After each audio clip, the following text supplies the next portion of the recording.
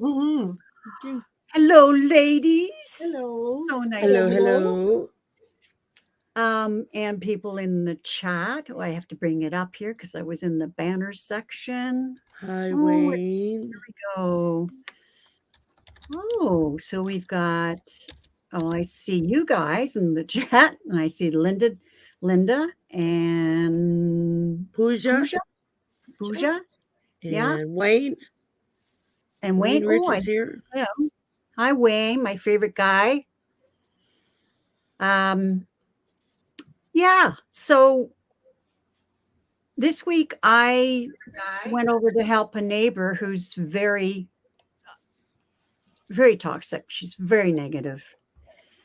And so I went up to help her. And then she started talking to me in a very disrespectful tone. And I said, stop that.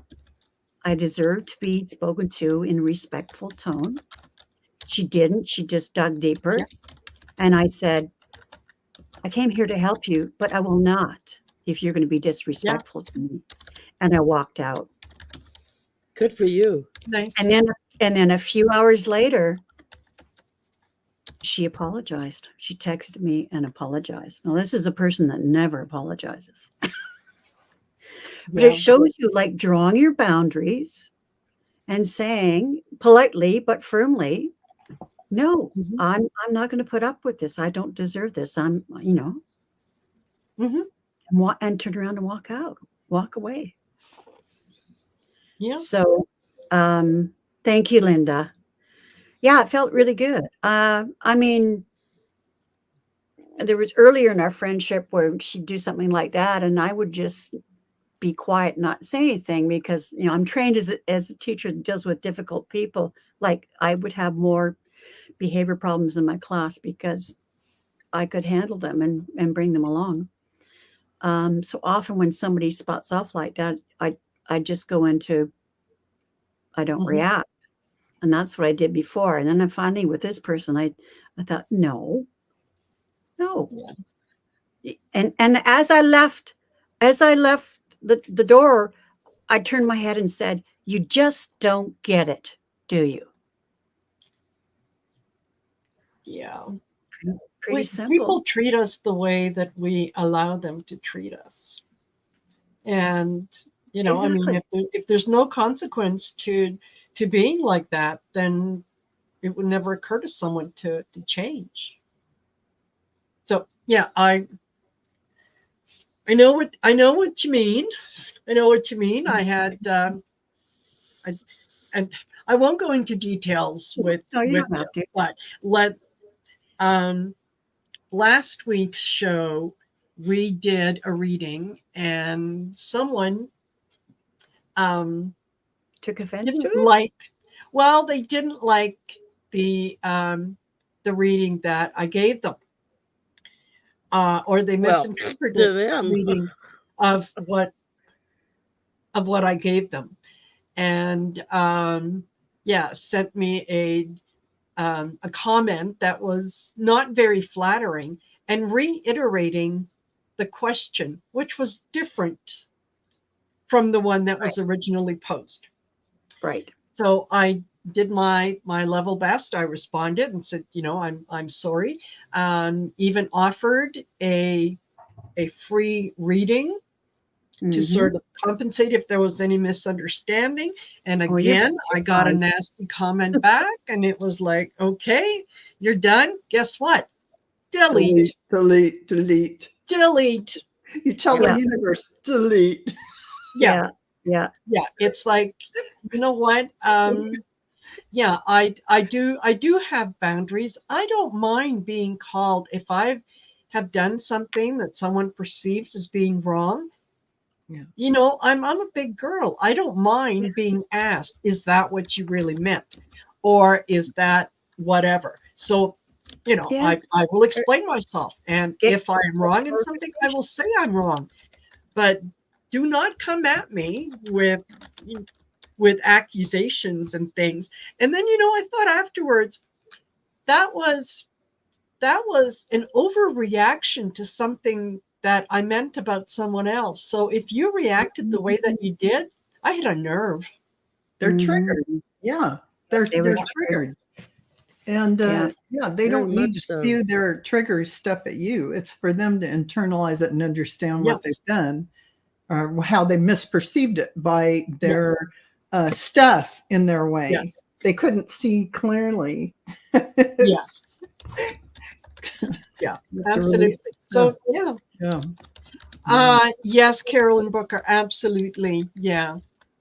Yeah, absolutely. We did that. I sent Reiki. I know all of you all did. And healing energies already this morning for Keith.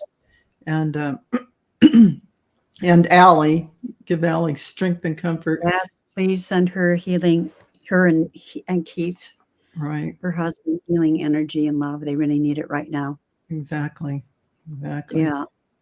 Absolutely. So, Val, how do you handle these people? I get the delete meter out. You get the what meter out? I missed that. Delete finger out and delete if it's someone in the chat that is going off because they're having a bad day and they didn't think about what they were saying before they said it. So I give them the benefit of the doubt and help them out. I do their deletion for them. And then if it's someone in my life, as I have learned, even though I am pretty much passively going along with the flow, and then something happens and I'm like, huh, that's interesting. I don't internalize it or take it to heart, but then the universe stops me and goes, Valerie, you've got to tell them, you've got to set boundaries because the universe believes that that's what you're going to allow in your life. So I had to stop doing what I was doing and go take care of business by saying, blah, blah, blah. This is my boundary. Don't ever blah, blah, blah. Even though I didn't give a crap. Yeah. Right. It is if everything is a mirror to you that the universe is bringing in front of you, that is a lesson for you to understand. And so if somebody's in the chat doing blah, blah, blah, it's my boundary to go boom. And if somebody's in front of me going off, it's my boundary to say, universe, I think we've got this.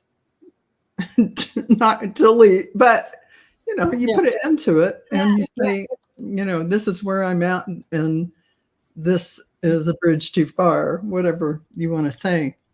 So never just go along without. Don't do the passive aggressive and get mad later. Try to stay in the present moment. And if someone is way hella offensive to you out in public, for instance, and you think, oh, I'm just going to go along and I'm just going to suck it up. No, it is not the turning the other cheek thing. It is the, I'm sorry you're having a bad day. And I don't believe you're meaning to put this energy out toward me. And I am just going to tell you now, you might want to rethink your energy output. However nicely you want to frame that, whether it's a store clerk being cranky or whether it's a neighbor across the street yelling at you for something, point it out in the nicest way possible and say, I don't believe that should be extended toward me and you might be having a bad day. So whatever. You're just saying you're really not up for that kind of treatment and you're identifying it and you're telling the universe, I'm good. You don't have to send me that lesson anymore. Yeah. And that's it. Okay. I just want to say to Book Bewitch, she says, could we stop and send Allie and Keith blessings of health, etc.? I did it all morning long. So after Sherry speaks, let's do that. We can have a moment where we send. Yeah. Okay, Sherry. It's so apropos because something very similar like this happened to me like 2 weeks ago at work, just before I got COVID. But There was some issues going on, and myself and the other admin were both very frustrated because we both kind of got left out of the loop, and then we're being asked for information that we didn't have any information on because we got left out of the loop. And so I responded to an email from our dean's office, and I vented a little. I'll be the first to admit I was kind of blowing off steam, but I never accused them or aimed any of that steam at them. I was just saying that we were frustrated because, nobody on our side of the building bothered to let us know what was going on. Yes. And so we're trying to deal with something completely clueless. And I mean, I was venting a little bit, but it wasn't like I wasn't cussing people out or screaming at people or anything. And then I get this really nasty email back saying, well, perhaps if you would come and talk to us before you accused us of that. And I responded and I said, my apologies. I said, I never accused you of anything. I said, I expressed my frustration from our end of not having the information we needed that y'all were asking for, and I had no way to provide it. Sherry, the only thing I would have taken out of your email is the word frustrated, because if you put any emotion word in a document at work, it triggers people. So you just got to say, we've had people come to us about XYZ, and I would like a read-in on the situation, however you want to phrase it. And I realized that after the fact, but I emailed her right back, and I said, my apologies. Said, they will get the idea. I never aimed any anger at you. They're going to know that they left you out by you saying, and I told her, I said, I wasn't aiming the anger at you. I didn't accuse you. If you go back and read the email, you'll see I didn't accuse you of anything. I was just venting because I was upset. I said, and granted, I probably should have left that part of it out. I said, but it was just in a moment of frustration, which again is a thing of don't send an email off. Energy. When you're frustrated, think about it. Energy is catching like the flu. And if you send a smile, people smile. If you send a frustration, you get it back. Well, like I said, I sent an apology. I said, I apologize if I offended anybody. Wasn't my intention. And I left it at that. And I didn't say another word. And for the next week, anytime I would see any of them in the hall, it was kind of this cold shell. I acted like everything was normal. Didn't respond. I'd see him. I'd say, hey, and keep going. I had already apologized. I wasn't going to do it again, And like a couple of days ago, one of them called me on the phone to ask me something. Yeah, sure, no problem. I was able to give him the information. And then today, the other one showed up in my doorway to come ask me how I was doing. Like, I'm doing good. What can I do for you? It's like I'm friendly, but it's like, leave it in the door. Those were good examples of, I just, it's just, and like I said, granted, I shouldn't have vented we're all going to vent at some multi-party email, we're human beings. Right. And, but it just goes to show, I mean, especially when it's an email or a text, when you don't hear a person's voice. Yeah, you don't understand. You really don't know what the vibe is. It's a whole different what's thing. being said. Yeah. That's why you have to take the emotion out of every communication in business. I have to take the emotion out of my husband's emails to the board of. He sits on the board of a homeowners association because he gets frustrated, and I have to take it out because they can't hear your message. All they hear is what you're venting, and they don't hear the important words you want to say. And if they're already upset, that's how they're going to read your email. And that too. You know, all this chaos energy out in the world is happening for every single person, stirring up all this full moon stuff, all this astrology. And man, people are so easy to trigger. All of My the husband's anger telling and me the stories, hatred. people are exploding. All the anger and hatred that has been let loose since 2016.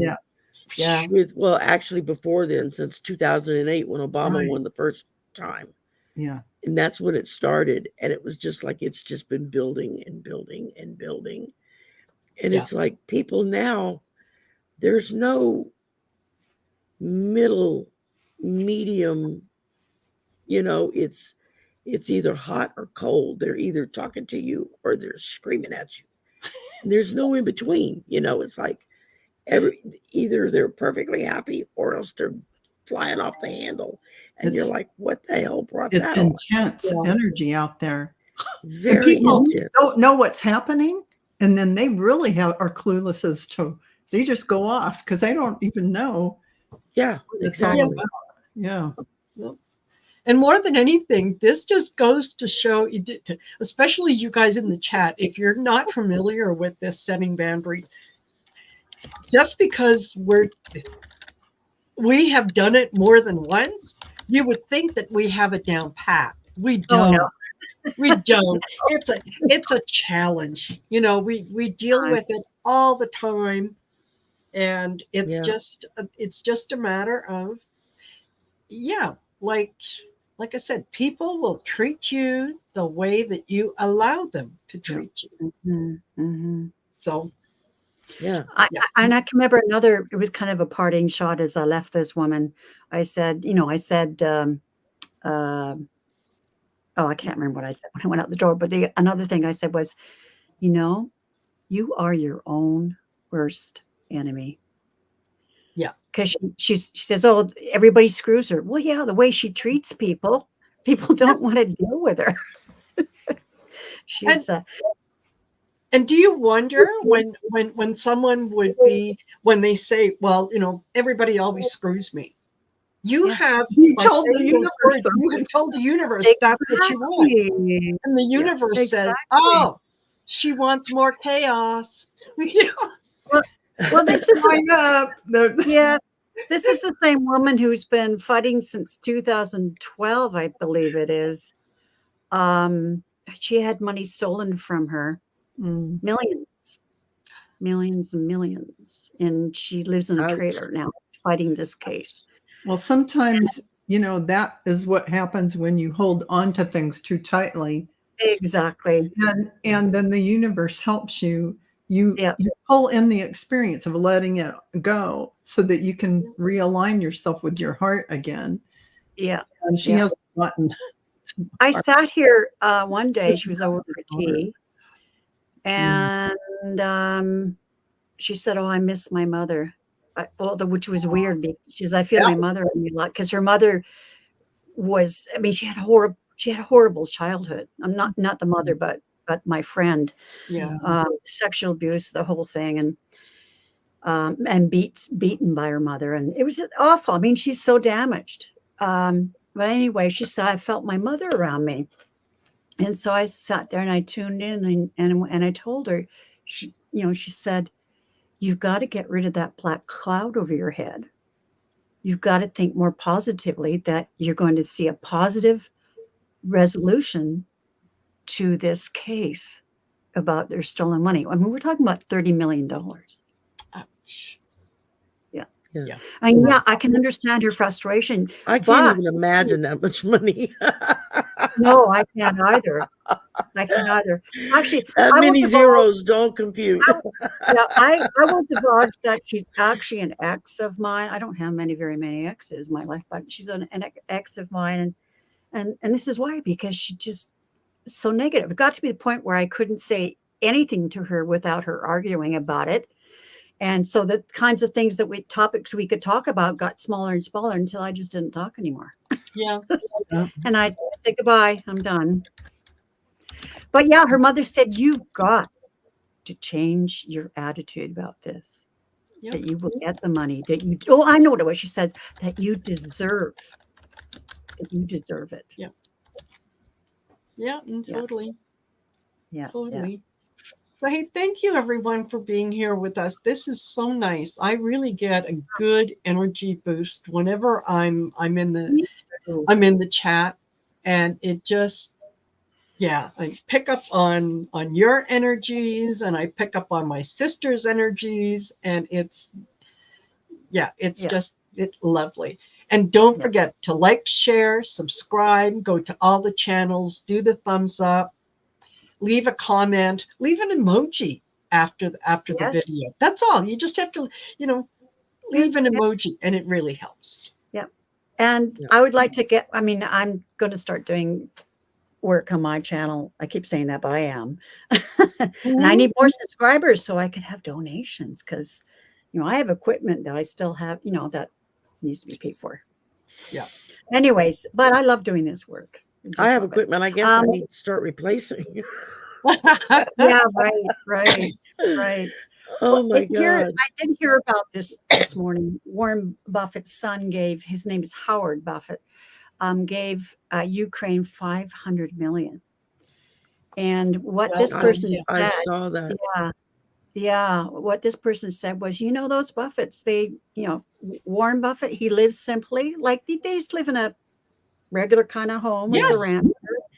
And they're so generous with their money. And obviously the son has learned that as well. And so command, $500 million. Well, those idiots in the House won't do anything about it. And I'm talking about the GOP idiots, of course. I know. Okay. I just wanted to share that because that was good news. Okay. I always feel better after interacting with all of you kind souls. That's right. Thank you. Aw, Care Bear. I know everybody kept saying, what are you doing being on when I was sick with COVID 2 weeks ago? And I was like, because it makes me feel better. Yes. Just to be able to draw in that energy, it just makes me feel better. And absolutely. I've been having dreams of late. It's been really interesting. The last dream I had I don't remember last night's dream, but the dream the night before that, I had this dream, and it wasn't putting me in a flattering light, like it was a life lesson. And I realized these dreams that I'm getting, it's like I'm getting my life review early. Oh.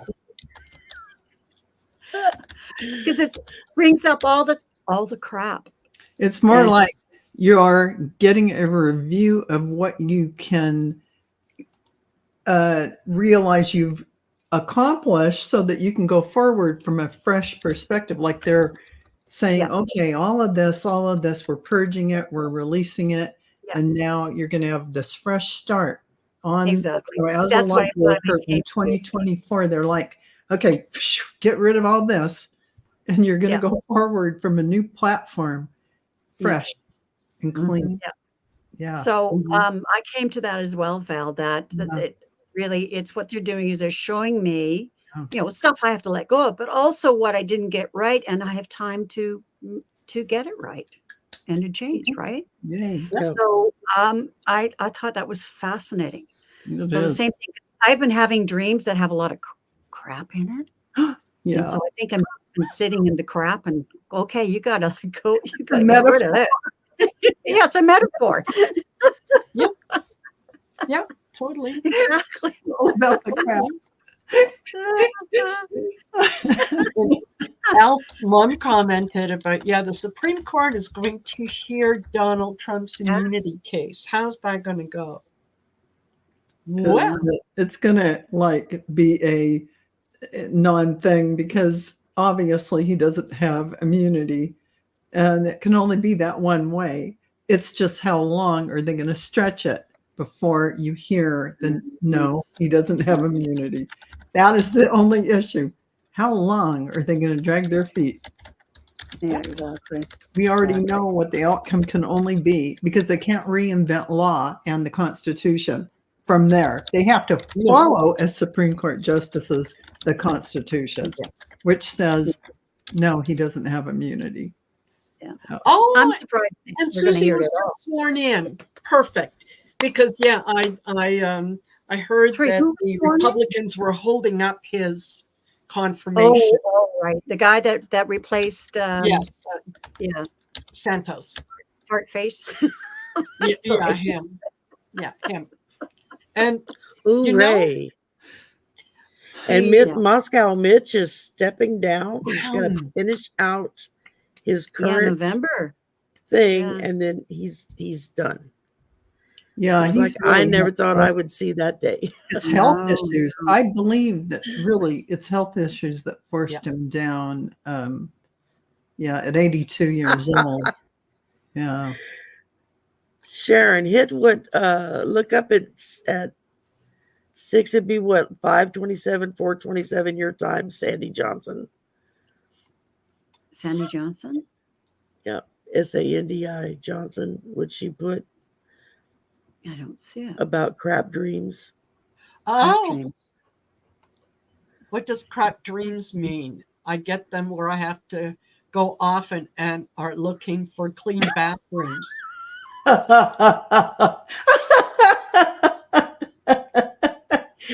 saw that. I thought, okay, that's exactly the kind of humor I need tonight.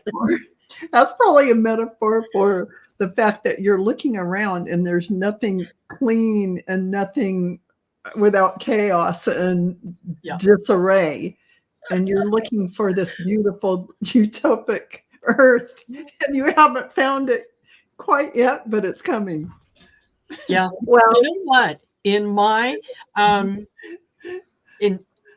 in my whatever knowledge or working with the dreams, to me the SHIT is always a sign of abundance. Oh, that's so really? the more crap that there is, the bigger stuff will come in. Particularly, and for me, it's with not only crap but with dogs. The bigger the dog that comes to me in the dream, the bigger the amount of money that happens to come to me. It hasn't failed me yet. Really, because I have to say, when you're having anxiety during a dream and you're going, oh my God, there's no clean bathrooms to use, it doesn't feel like abundance. No, like, oh I have exactly it feels like, and I have to say, my dreams never match any dream book ever. And I have like 6 dream books. I look something up. No, it's never in there. My dreams are never in dream books. And it never matches. If you look up one thing, a horse, it never matches what my dream was about. Yeah. It just never has in all these years. So I think everybody's dream has to be interpreted by, I'm sorry, dream people, but everything has to be interpreted by you. What was going on in your life to trigger these dreams? And what did these things mean to you? And how did you feel during the dream? What did it bring up anxiety? Did you feel great? All these things are so personal. I don't absolutely. Yeah. And I've gotten pretty good at interpreting my own dreams. Yeah, you kind of got to do it on your my dreams, but my dreams around like that was around crap.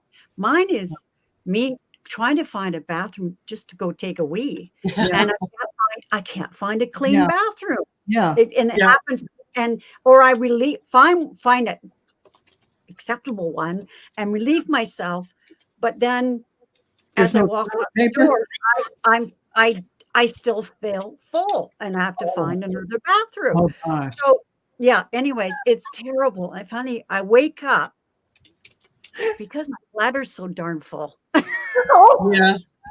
They're trying to wake me up. Sharon, you need to wait.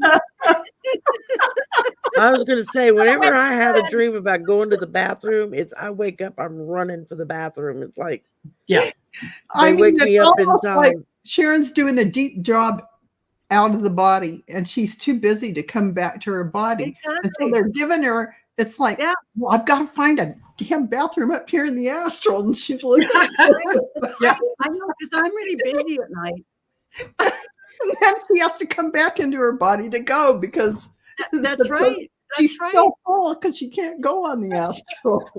Exactly. And as I said, sometimes I am able to relieve myself in whatever they sent me in the dream. But then immediately go, "Oh, I'm still full. Yeah. That didn't do anything." Yeah, exactly. So yeah, they're going, knock, knock. Yeah. Wake up. You gotta I actually physically I go. have to sleep out Oh 2 or my 3 times gosh. a month. Yep. It's all that work you're doing. Yeah, exactly. I know I'm supposed to be busy at night. I'm up on the spaceship doing collating reports from Earth and stuff You like have to that. have all these The whole dreams department. to come back. So, anyways, yeah. No, I definitely astral travel. There isn't And I one did of us who doesn't leave the body at night when we go to sleep. We do that because we have other work we do. Yeah, And, other work. yeah, we all do work when we're. I don't know what I was doing last night, but I woke up my hair all messed up, like the Just F looked. But I'm afraid that didn't happen. Look what Steve Watts, what Mickey wrote at Steve Watts. Toilet story. Yeah.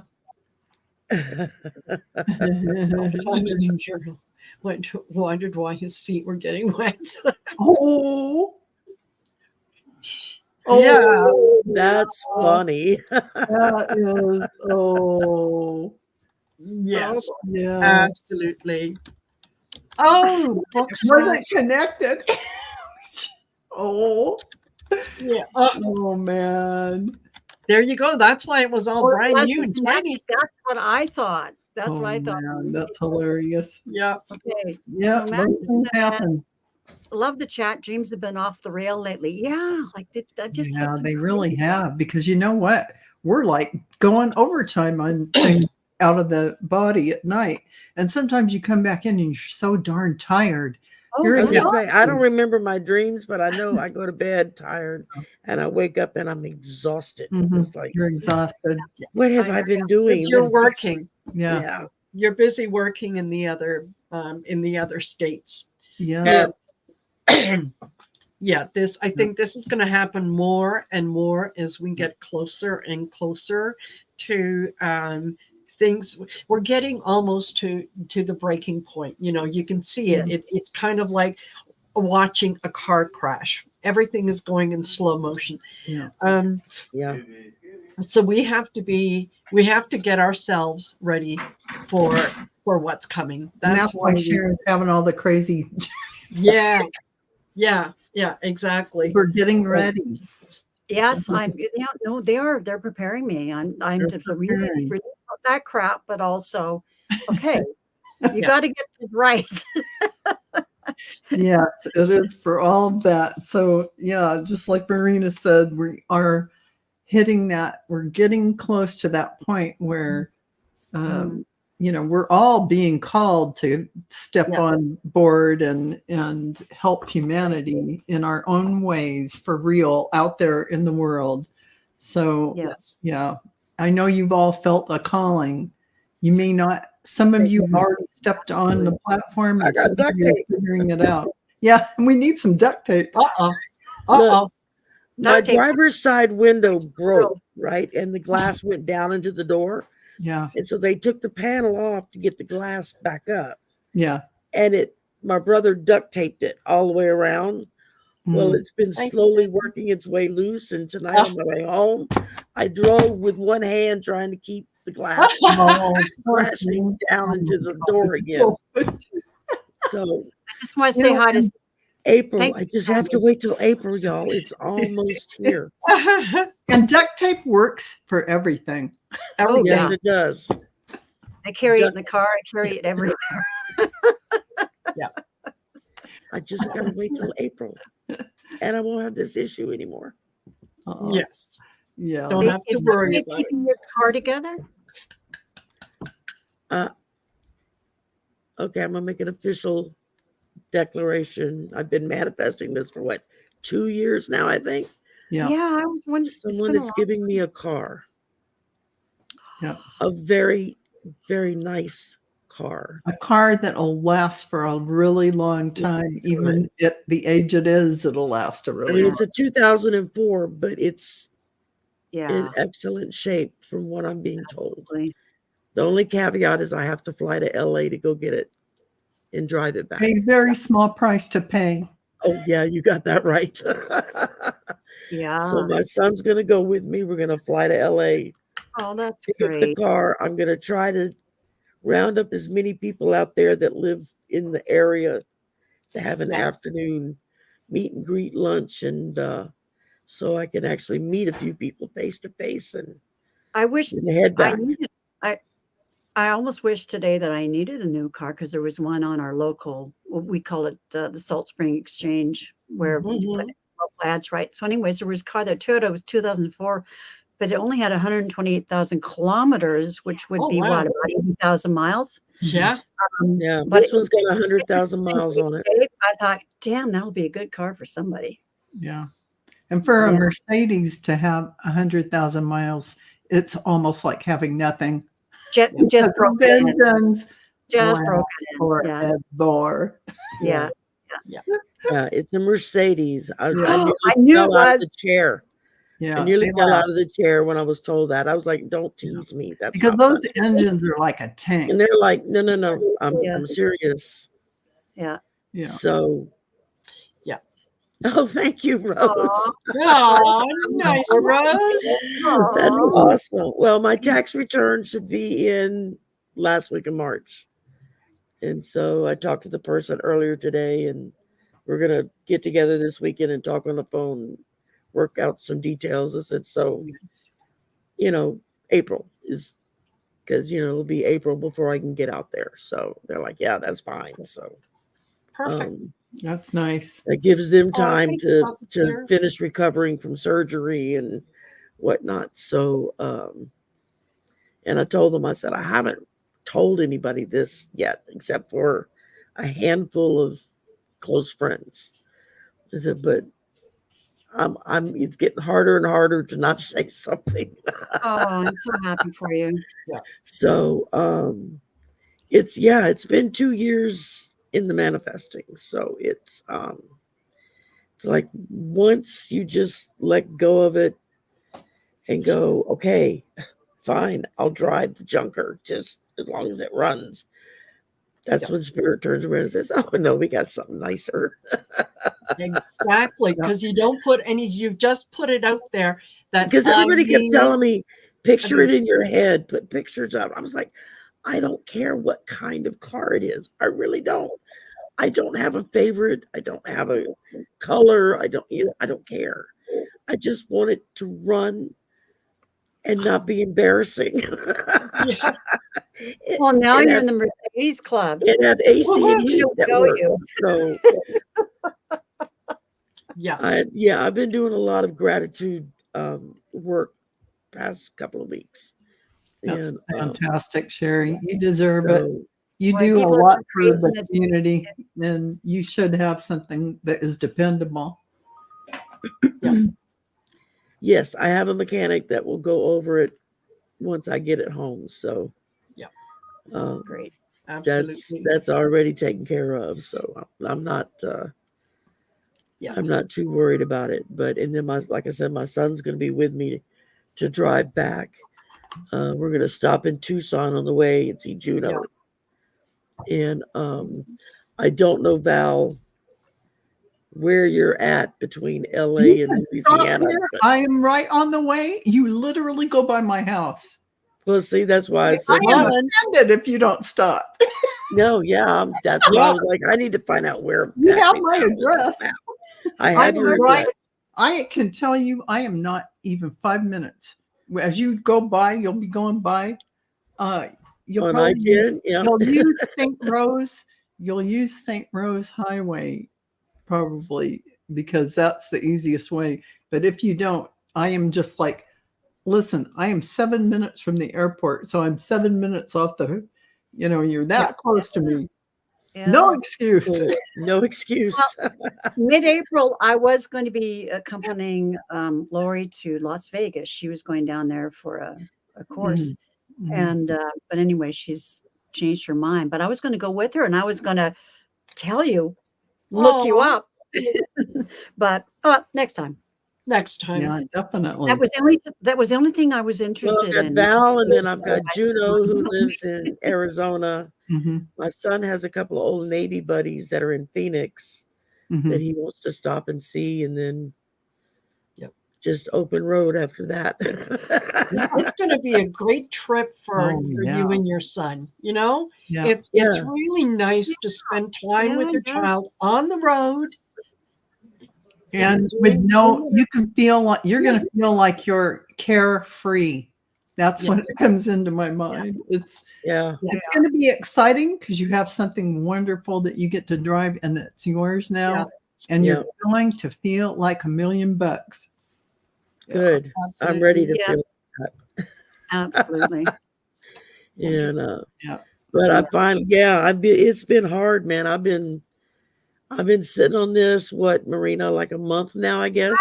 You've been wanting a car forever. I can remember you asking us questions, when. Yeah, that's how long I've been trying to manifest a car. And it just, exactly. I finally got to the point where it was like, okay, fine, I'll drive the damn shit car. And I won't say anything about it anymore. Yep. And then that's when I get this message that says, are you still looking for a car? That was right after we had gotten on. Sherry was back home from having taken her son to emergency. I think that was the day. Yes, that was. And it was like 1 o'clock in the morning, and she's on, so I popped on, and then Arthur popped on, and Sherry's talking about the car, and Arthur says, "Just stop! I told you you're gonna get it in April, and someone's gonna give it to you." And it wasn't but a day or two later that I immediately had to send Arthur a text and say, dude, you're scaring me, man.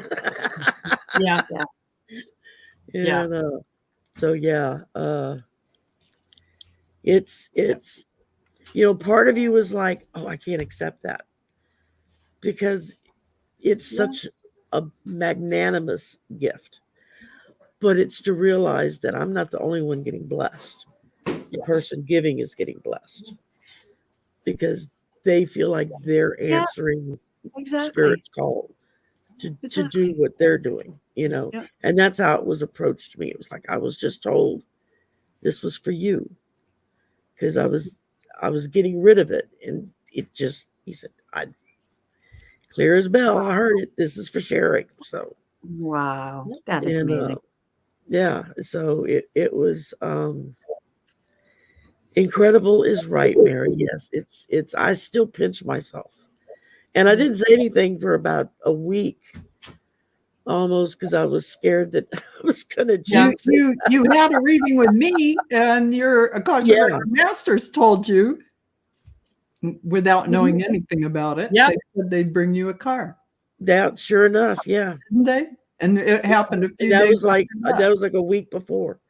Yep. Without knowing the Arthur thing, it was you. We had the reading, I think 2 days before. 2 days before Arthur thing, before my son had the ER trip. And they said they'd bring it look, in. I don't know what I'm gonna name her. It's gonna depend on when I get in her. And if it tells me it's a she or a he. I've had some cars that were she's, I've had some cars that were he's. And they usually will tell me through a song. It's like once I'll start driving it, there'll be one song that'll do like a loop in my head for days. It's like, okay. That's when I had that black Camry. Every time I get in it, I'd hear that song, Black Betty. Yeah. Oh, Black Betty, Bam, Lamb. Yeah. I would hear that song. It took about a week, and I was like, oh, okay. Your name is Black Betty. I get it. You're a solid black car inside and out. I get it. Okay, that's your name. So on the subject of road trips, because we've only have 2 questions to answer, but can you talk about the best road trip you ever took? Best memories. This is for all, including me. I can go first if you want to think. In 2002, summer of 2002, we already had a van, like a little minivan, Ford minivan. And we bought off the exchange, the SOTMT exchange. It was a really incredible price. It needed to be fixed, something fixed. My husband had no problem fixing it. And off we went. I just decided to take my girls, our two daughters, and then a friend of theirs, they're good friends of ours, their daughter, I considered her my niece, and she considered me Auntie. She called me Auntie Sharon. So anyways, the three girls, they were 12, 15, and 15, and we went right across Canada. And it was such an incredible trip. We sang, we laughed, and I kept saying to the girls, you realize that we are putting down memories that we'll never, ever, ever forget. Yeah. I said, I'll be 80 years old sitting on my rocking chair on the porch, the outside porch, and I'm going to be laughing about thinking about these memories. In fact, we're coming back on the way back, we just got into BC, and we were at Christina Lake, I think it was. And anyways, I was sitting at the picnic table at a campsite, and the girls made me laugh so hard. I said, stop it, stop it, stop it. I can't laugh any longer. I'm going to be myself. And they just kept at it. Yeah. And then they all ran away. Yeah, but you make me do. I know. Oh my God. It was the greatest trip ever. It just, oh, wow.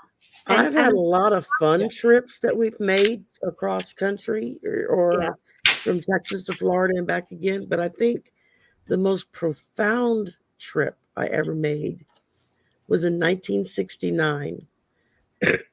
We left Texas and went to Florida to go visit relatives 2 weeks before Hurricane Camille hit. That was a Cat 5. And that was before I-10 was finished in that section of the states. So you had to cut down to the old Highway 98, which runs right along the beach. And I remember us going to Florida and all of these beautiful old antebellum homes that just lined the beach front. You know, they were all there lined up, the road, the water. About 2 months later, when the road finally opened up for people to drive on it, and I remember all of us in tears as we were driving back to Texas. Over 75% of the homes were gone. The ones that were still there were just destroyed. Oh my gosh. There was ships, fishing ships and stuff, trawlers and whatnot, up in people's yards. You know, you could see 2x4s piercing pine trees because that's how I used to think that's how hard the wind was blowing. And I had a meteorologist explain to me, actually what happens is the wind will make the tree vibrate to the point that it starts opening up and stuff will go through it and get stuck. Wow. And that's how you see stuff get stuck to the trees. It's because the tree is vibrating so much that it opens the fibers of the tree and it allows things to pass through. But it's just, I just remember the trip back. Which hurricane was this? Hurricane Camille. It past Christian, Mississippi, and then on eastward into Florida in the August of 1969. July or August, I don't remember. Yeah, in 1962, we had quite the hurricane that, it was amazing. But not like that, though. And then we had another Cat 5. It was a Cat 5. I remember seeing news reels of people going, I can't find my house. And they would find it 2 blocks over where it landed because it washed away. It made Katrina look like nothing. Yeah. Wow. The only other hurricane I've ever been through that was worse was Andrew. And that was another Cat 5. So but it's just burned in my memory. Yeah. The change in the landscape from going to going back. Yeah. And just what nature could do, you know. On and the I last was, oops, sorry. I was 8 years old. So, Yeah. you know. On the last day of classes in our district, in December 2018, we had a hurricane. Of course, being on this island, it's so forested. The trees just went down everywhere. You couldn't go by car. You were trapped. And we had kids at school. We had to stay with them, and our power went out. We have auxiliary power, but it went out. It doesn't last very long. When we were really miffed, like, come on, we could have a better safety plan administration, than what's in place now. We should at least have a generator. Right across the street, one of our teachers lived, and so he brought over his personal generators that we could have power. We had the kids all in the gym because that was a safe spot to be. And but parents, they try to get there. They got there on foot or bicycle, mountain bikes or anything they could because the roads were just, and so we did get home that night. It was pretty late. Well, I can tell you one of my best road trips was one of those last minute things. And I was living in Nova Scotia at the time in Dartmouth. And one of my dearest friends from over there, she and her husband moved to Ottawa. And I really, really missed having her around. Well, I think it was the following summer or 2 summers after. Anyway, she came back to Nova Scotia for a visit, and we were having a great old time. And she had gotten a ride to Nova Scotia with another couple who were visiting family. So really enjoying our time. She said, I almost hate to think that I've got to go. I've got to get ready there. We're going back tomorrow and whatnot. And this was just before the weekend. And I say, hey, why don't you stay the weekend and I'll give you a ride home? Because, that's just down the road. Yeah, right. It's not just down the road. Exactly. Yeah. So, and Kathy and I we were like soul family. And she kind of looked at me and went, okay. So I said to my husband, because I was married at the time, I said, all right, I'm going on a road trip. I had an exchange student from Australia that was staying with us at the time. And I said, Reed, you want to go see Canada's capital? We're going to go on a road trip. So here was the three of us. And there was somebody else that I know that there was 4 of us in the car. Anyway, in my little Sunbird, which standard, that nobody else knew how to drive a standard. So yours truly did all the driving. We had so much fun from the moment that we left until we got to Ottawa. And even there, and even on the way back, it was just so many wonderful memories. Just little things. We stopped at one restaurant for breakfast, and that was the day after we started our trip. I think it was somewhere in New Brunswick.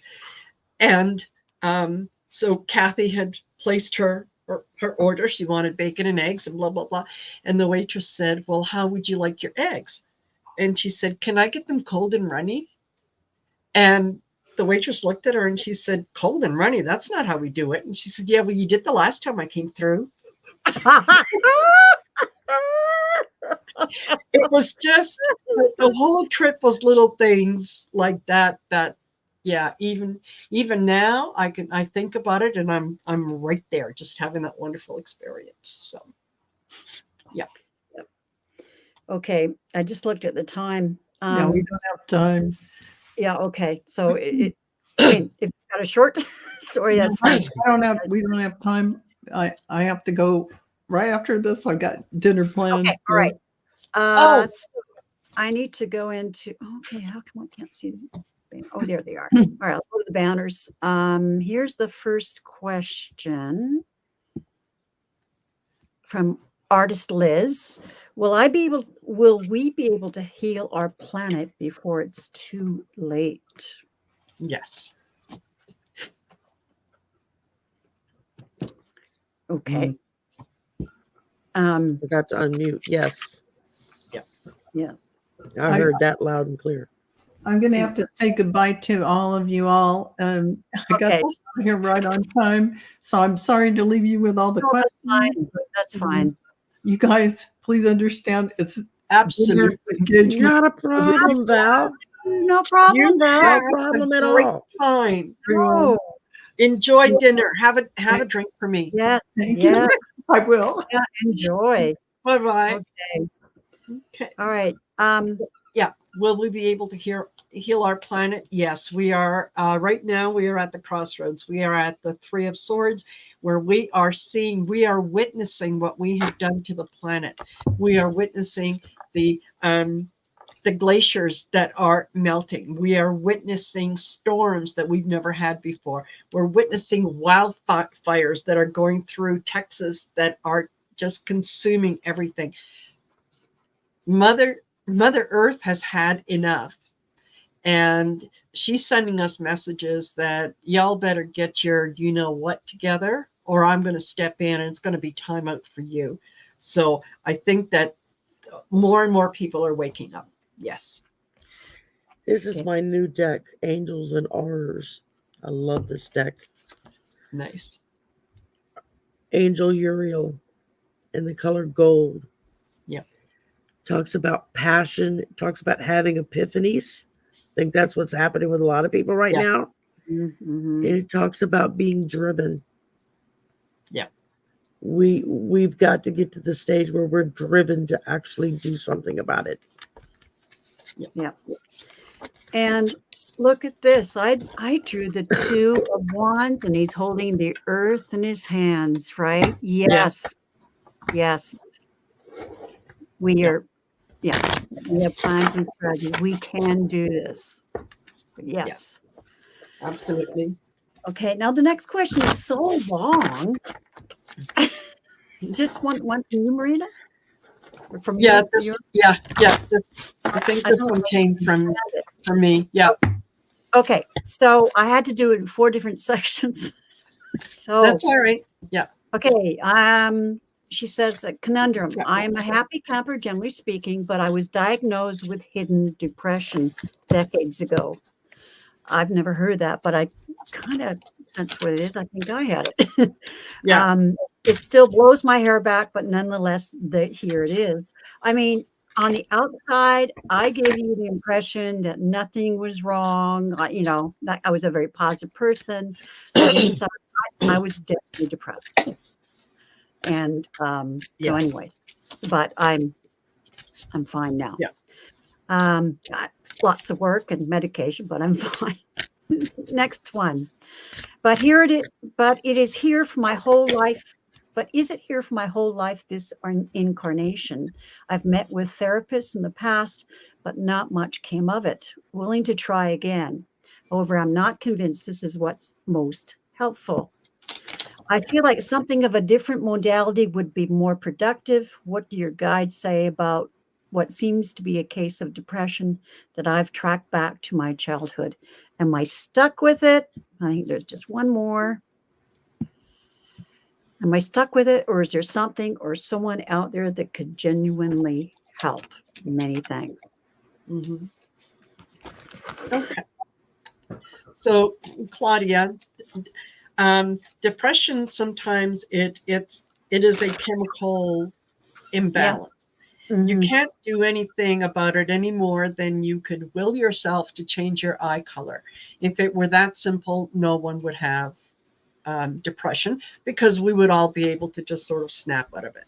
Right. So, as with diabetes, some people have to take insulin. I mean, exactly. That it is what it is. Right. It could very well be a past issue or a past life issue, something that you that you haven't dealt with that is forcing you to deal with it now. So I would, if you can, I would say get an Akashic record reading and see if it can be traced to a particular lifetime. Because once you know the source, you can do something about it. And maybe Absolutely. the source is that there is no source. Maybe this is just something that in this lifetime you have it for the rest of your life. It's okay. Like Sharon said, it's like, I'm diabetic. Well, okay. I take insulin. That's okay. Yeah. I may be depressed. I take antidepressants. Okay. It's just something that you do, and you can't control it any more than you can say, yeah, change your eye color. If you really wanted to, you could. No, you can't. There. Yeah. My late husband was declared clinically depressed. Mm-hmm. And I've never heard of this hidden depression, but just thinking it through, that sounds much closer to what he dealt with than clinical depression. And that's because when it would hit him, most people didn't know. And he would literally go hide in his room. He would go into the bedroom and turn out all the lights, close all the drapes, and hide in the dark. And it would take us days to get him out of the dark and back out into the light. Yep. Once we did that, he would be okay. But me not understanding what it was or how to deal with it, I'm sure there were things that I did that were the wrong approach. I just didn't know any other way to do it. But we worked our way through it, so that when he felt it coming on, he could give me warning signs so that I would know to be prepared for it. Yeah. I pulled for you. Have confidence. Look at all the tools at her disposal. Mm-hmm. Walking on that tightrope. It says strength, balance, being prepared, being tranquil. You have it. It's going to affect you at odd times when you're not expecting it. Yeah. Have a handful of people that you trust explicitly to help you deal with it when it does hit, so that you can give them a trigger word so that they know, okay, Book's going through some stuff. We need to do A, B, C, D, whatever the case may be. And then that way it's not you dealing with it alone, but you with a friend or a family member who's right there to help you step back out of it. Because it can take time for that to happen, but Mm-hmm. it doesn't take as long if there's somebody helping you with it. Exactly. Than it does if you're trying to do it on your own. Yeah. This has nothing to do with willpower. Nothing. No, absolutely not. Yeah. Absolutely not. Yeah. It's interesting. I did the tarot at the bottom of the deck. There's depression there. That's often talk about mental issues. And what I got was, I think you will have it. You agreed to it. It was a contract you made. Now I have a third card, the Lovers, and what I got from that is love it. It's part of you. But also I'm not being glib there. I'm just saying, give yourself self-love, right? Mm-hmm. And do all the things that help you. And I'm sure you've already done them, like, going for a walk every day. Exercise is important. Eating well is important. Getting enough sleep.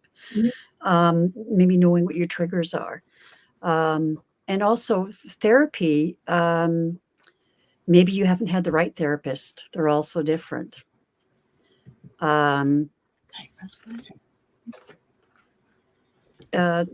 agree with that. Somebody who can read the Akashic records, and also someone that can also taking a timeline back into your own life to see what happened, maybe in your childhood. Maybe you came in with it.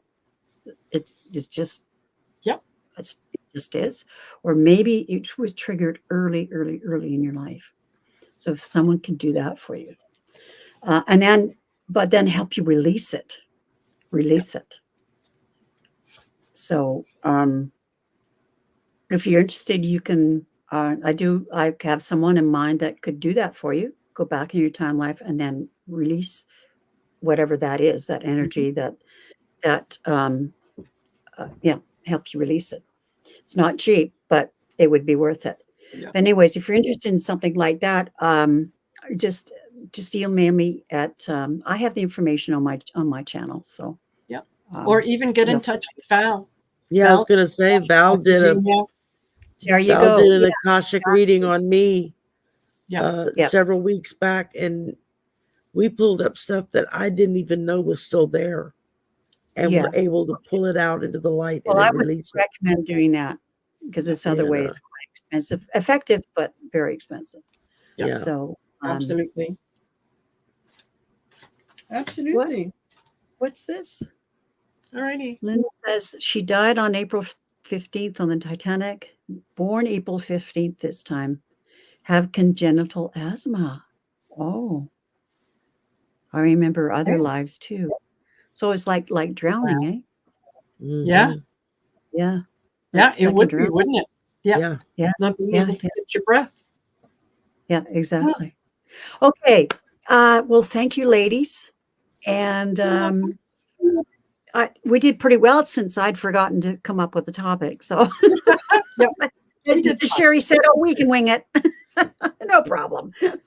So who's hosting next week? Next week is hold on. I think it's Allie, isn't it? Val. No. It's Val. Okay. Yep, it's Val. It's Val. Yeah. Yep. It's Val, then Allie, then Sherry, then me for next month. Yeah. Oh, I'm sure people in the chat. What caught my eye is the doing EMDR. That really helped me with grief and depression over death of my son. So I highly recommend that. So you got Val on the 6th. Is that right? Okay, I will tell you, stop pressuring me. Yes, I have Val on the 6th. Okay. I have Allie on the 13th. I have you, Sherry, on the 20th, and I'm on the 27th. I've just got us all a week earlier. Okay. Yeah, well. That's why I was like, wait, what day? Let me look. Yeah. Go back and maybe we can talk about this off camera. Okay. Yeah. So bye, everyone. We're here every Wednesday, 4:00 Pacific, 7:00 Eastern. And please thank you for your donations. Yeah. Absolutely. Yes. Thank you for the donations. That was fantastic. And go to our each individual channels and put a like, subscribe, and share. A comment or an emoji. It helps so much. And I've been gathering subscribers. I feel from this weekly thing. So that's great. But I will start doing some work on my own channel. Okay. Excellent. All righty. Have a great evening, you guys. Good night, y'all. Take care, everyone. Bye-bye.